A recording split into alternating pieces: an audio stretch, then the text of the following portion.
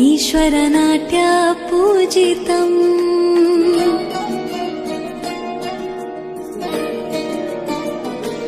ಗೆಜ್ಜೆಗಳ ನಾದ ತೋಂತನಂ ಪಾದಗಳ ಕುಣಿತ